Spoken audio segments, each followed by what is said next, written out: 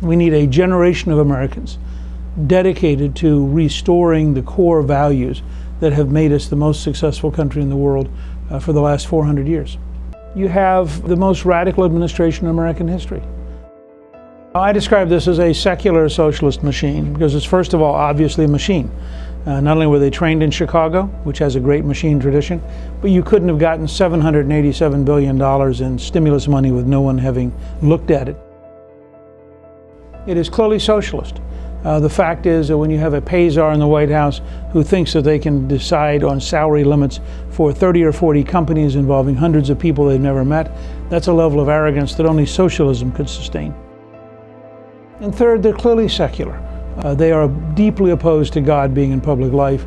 They're deeply opposed to religious values defining how we think about things. They clearly represent a value system that any reasonable person would call secular.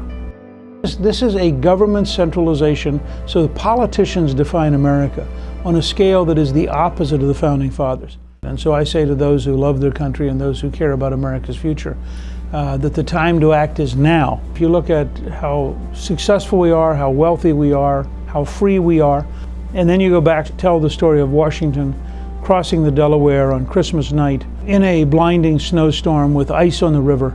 Of the 2,500 men he had left, 1/3 did not have boots and were marching in burlap bags, leaving a trail of blood behind. Their password that night was victory or death, and they meant it. We are either in the next few years going to become a secular socialist country dominated by very left-wing values, or we're going to reach out and not only defeat the left, but insist on a principled conservatism that can solve the problems, can reduce the size of government, and can create greater prosperity, greater freedom, and greater safety. And we need every citizen who cares about their country, their children, and their grandchildren to be actively involved to help save America